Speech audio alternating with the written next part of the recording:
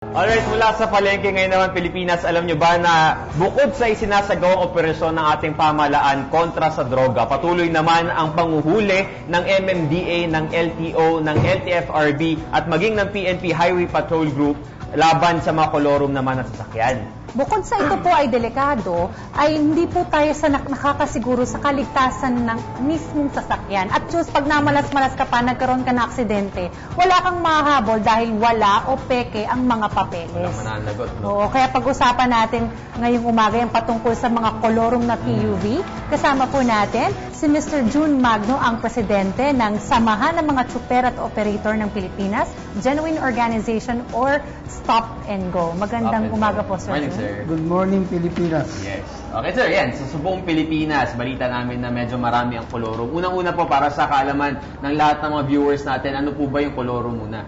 Ito mga kolorum kasi, dalawang klase kasi yan eh. Isang kolorum na talagang totally wala itong franchise. Yung isang kolorum, ito yung nag-a-out-of-play naman. So, ibang kolorum naman eh, yung mga nagpe-pick naman ng mga dokumento. So, maraming klase ang kolorum. Pero, ang ibig sabihin ng talaga ng kolorum, wala itong prangkisa. Sir, bakit ba tayo may mga kolorum na PUVs? Napakagandang tanong yan, Dayan. Kasi ang kolorum natin, nagsimula itong dumami. Actually, matagal na yung kolorum, 2001. Kaya lang noong 2001, na-address siya ng government ni Arroyo, no? So, noong 2010, nung dumating itong administrasyon ni Aquino, ang naging problema kasi dito, marami silang dinatna ng mga pending, let's say, thousands ito nationwide, ano?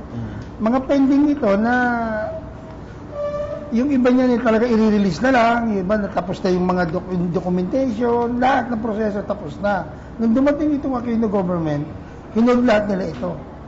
Ito yung pinending nila. Ngayon, nung pinending nila ito, siyempre, ang problema ng mga stakeholders ngayon, yung mga operator, natural, ang mangyayari niyan, may mga sasakyan ka nang in-acquired sa kasa, sa bangko. Ready to go na yun. Oo. So, ang nangyari, nung wala silang prangkisa, walang choice itong mga operator, kundi yung kanilang sasakyan na inutang sa bangko, kailangan bayaran, napilitan sila mangolorum. Yan, yung kolorum na yan, yan naging problema yun. Noong 2010, matagal na kami humihingi ng prangkisa sa DOTC. Kaya lang consistent yung sagot nila. Sinasabi nila na meron itong moratorium, which is wala naman akong makita ng dokumento na may moratorium. Sinasabi nila na meron daw na oversupply, sobrang na raw dami ng saka, congested na raw. Yan yung mga kaswiran. Wala naman po kami makita ng dala, pero may public demand. Nakikita naman natin sa mga terminal, talaga namang gano'ng kakapal ang pasahero. Usual kasi dapat in every 2 years, ano, dapat yung planning division natin ng DOTC, dapat ito ay sinasurvey uli, and then tinitingnan nila yung mga dumadami yung pasahero kasi natin every year yan, nag-addition ng commuters yan. So yun ang naging problema. At the same time, yung ating mass transport, pinabayaan ng nagdaang administrasyon. Pinabayaan talaga to. So sir, ano po ba yung ideal na mass transport para siyempre mas maging maayos? Ang mass transport, una po yan, yung mga rail natin, yung mga yung MRT, LRT, yung lahat ng train. Yan yung ating unang mass transport. Pangalawa, sana inayos nila itong public utility vehicles. Sana inayos nila yan. Hindi yung natulog na lang sila sa kampungan, pinabayaan na lang nila yan. Naging ano talaga, naging mismanaged talaga. Na mismanage ang public utility vehicles during Aquino government. Sir, mula po sa Stop and Go Coalition, ano po ang inyong mga hakbang para po makatulong po sa pamahalaan para sugpuin po itong problema ng kolorum sa mga PUVs? Marami po kaming hinihiling, no? Una, sana buti na lang ang LTFRB natin yung naging maayos. Ngayon po, no? Ngayon nakikita po naman namin na magiging maayos ang takbo, no? At approachable naman yung ating bagong chairman at yung naman ating dating board member na nag-hold over pa.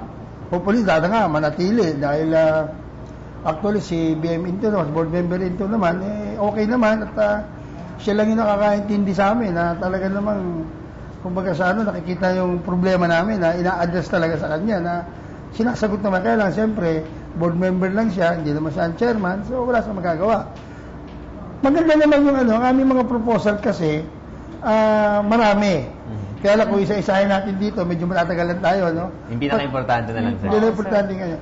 At saka pangalawa, sana naman, itong, sorry, no? baka meron sa inyo rito. Yung pong pagbibigyan nila ng approval o ng accreditation o ng permit, itong mga Uber at Grab Yung at mga UHAP, app-based, no? ito po ay ilang sasakyan na po ito. Sa record po ng LTFRB is 24,000 something, ano? Wow. In 1 year. Less than a year. Samantalang ang taxi natin sa buong Pilipinas, o sa Metro Manila, magmula noong 1950s pa, unto this date, nasa 25,000 pa lang.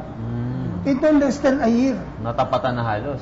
Ay, tingin ko nga dito, Higit pa. hindi lang 24,000 itong tumatakbo. Alam ko, ito mahigit pa, baka doble. Kasi, kung mapapansin nyo, marami ngayong problema ng mga complaint na yung mga nahuhuli nila, wala naman itong provisional authority, wala itong franchise. So, nakikita natin yung naging bias. Naging bias. Napapag-iwanan, sir, yung... Naging bias. Kung ang problema natin ay traffic, bakit natin binigyan ito ng pinabayaan natin itong dumami? Kung ang problema natin ay prangkisa, sabi sa amin walang prangkisa, bakit yung pinabayaan? Kasi kailangan po natin, ang ayusin natin ay ang mass transport. Hindi natin kailangan padamihin ang private. Kasi tingnan natin ang EDSA. Sa EDSA po tayo.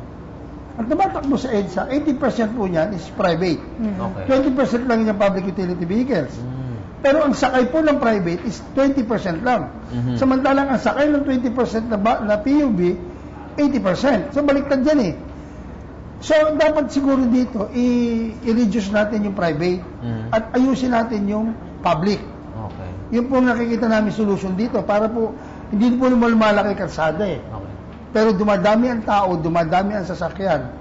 Yan po yung nakikita namin na dapat maging maayos yun. Alright. Sir Jun, balikan natin yung sinabi niyo doon sa issue sa mga app-based na mga sasakyan, itong yung Uber, yung Grab, and Yes. yung iba pang mga app. Ang sinasabi kasi yung sentimento ng ilang mga pasahero na meron silang mga concerns sa mga taxis, kaya mas pinipili na lang nila sumakay dito sa mga app-based na mas maayos daw. So para pong matugunan itong mga reklamo sa mga taxis, ano bang kailangan gawin?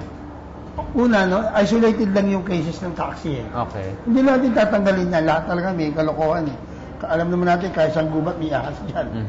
Ngayon, yung sa taxi naman, may mga problema talaga yung ibang driver. Pero mas majority naman, siguro 9.1% lang palagay ko may problema dito yung mga driver. Pero tingin ko naman, kung aayusin lang natin at susuportahan ng gobyerno, ang mga operator, mga stakeholder, ng public utility vehicles, magiging maayos to eh. Una, kailangan disiplinahin natin talaga ang driver. Ang mabigat kasi, dito sa ginawa ng nagdang administrasyon, lahat ng violation, operator ang aako eh. Marami kasi, mayroong memorandum yan, na sinasabi doon, lahat ng problema, yung driver ang mananagot, yung driver ang gumawa ng kasalanan, ang mananagot yung operator. Kaya yung driver ngayon, hindi ito nakakaroon ng disiplina. Malakas yung loob. Kasi aalis lang siya eh. Lilipat lang siya. So, yun ang nagiging problema natin. Sa amin, dapat pareho. Disiplinahin natin ng operator sa tamang management, sumunod tayo sa batas, lalo na sa mga taxes. Tapos, itong mga driver, disiplinahin natin ng maayos. Yun yung dapat natin gawin. Sir, paano niyo sila dinidisiplina? Kasi kahit 0.1% nakakatakot pa rin, matapat ka dun. Kaya minsan may pangamba talaga sa mga Totoo yan. drivers. Totoo yan. Mahirap yan. Mahirap talaga yan. Kaya nga monitoring yan eh. Dapat yan, may monitor. Alam ko kasi may problema tayo minsan kasi sa agencies ng gobyerno.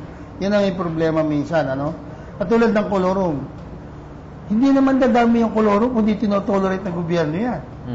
Maniwala kayo sa akin. Naglabas ng Joint Administrative Order ang LTO, LTFRB, DOTC noong 2014. At ito nilabanan na namin hanggang sa maalala nyo, nagkaroon kami ng tigil pasada noon. So tinutulan namin yan na ang multa ng bus, 1 million. Ang UB is 200,000. Ang jeep, 50,000. Ang taxi is 120,000 na kolorum. Eh, akala nila ito yung magiging sagot sa pangongolorum. Nabaliktad po yan. Mas dumami ang kolorum. Bakit? Siyempre na-organize eh. Yung mga magagaling na mga marunong, in-organize nila yan. Nakipag-usap sa mga enforcer yan. Mas gumanda ngayon ng bigayan. Kung nagbibigay ka lang ng 1 week na 3,000, o teka muna, 1 million ngayon ng basa, 200,000 kayo ngayon, doblehin natin yan. So, naproteksyonan pa yan. Tanungin nyo LTO ngayon, LTFRB, kung may nahuli sila sa jaw. Wala. Wala. Okay. Wala yan. Ako, harapan ko sasabihin sa kanila, nasaan ang nahuli nyo? At least sir, na-enlighten nyo kami ngayon kasi ako, to be frank, first time ko rin narinig na may mga ganyan ngayon. Pero ngayon sir, na change has arrived na nga. Ano ba yung dapat na hakbangin suggestion nyo para sa Duterte administration? Ang una, no, sa Duterte administration, nakikita namin na talagang may direksyon. Talagang may direksyon itong gobyernong ito. Nakikita naman natin, no? At mataas ang expectation ng mamamayan na kailangan tulungan itong gobyernong ito para maging maayos. Hindi naman kaya ni Presidente Duterte mag-isa yan, eh. Kundi tutulungan ng mamamayan yan, eh. Hindi na kaya yan. Kaya nga humihingi nga, sabi nga ng Presidente, bahala kayo, basta ito gusto na kong mangyari, no? Anyway, ang masasabi ko lang dyan, kailangan ayusin talaga ang mass transport. Ito pong pangangailangan ng tao ay kailangan ibigay. Ayusin natin to at ang DOTC sana makita nila na may problema. Malaki na itong problema ito. Hindi na ito simpleng problema. Pag hindi natin ito pinigil, anarkiya na yan, eh. Anarkiya na ito. Ang nangyayari dito. So yun lang ang ating advice na sana itong gobyerno natin ngayon at willing kaming tumulong dito. Willing kaming tumulong. Sir, ito na lang, last question ko na lang kasi ngayon sa mga ahensya din ng gobyerno, baka ilan sa mga organization nagkakaroon ng drug testing. Siyempre, kaligtasan kapakanan ng mga pasahero natin. Meron po ba tayong ginagawang random drug testing po sa mga drivers po natin na kabilang po dito sa coalition ninyo? Kasi medyo gastos yan, eh, no? Before kami, nagkakaroon kami ng talagang nag-drug test kami. Pero hindi po lahat ng grupo namin nakakaya yan. Kasi medyo magastos po yan, eh. Yan ang problema natin dyan. Saka kailangan dyan bigla, random yan, bigla talaga yan. Hindi dapat Surprise. sabihin, dapat surprise yan. Pero siguro, kung kami matutulungan ng Department of Health, ngayon, gagawin namin yan. Talagang kailangan po natin ang ating mga driver ay maging madisiplina, walang addict, Dapat walang lang. bastos. Ay, isa pa yan, sir. Ethics. Dapat laging naka-uniforme. Maraming dapat ayusin. At ito, kailangan namin ng tulong ng ahensya. Alright, maraming salamat po, Mr. June Magno, Presidente ng Stop and Go Coalition. Salamat at magandang umaga, Pilipinas. Okay. Hi, ako si Ria Fernandez. Mag-subscribe na sa PTV YouTube channel. I-click lang ang subscribe button.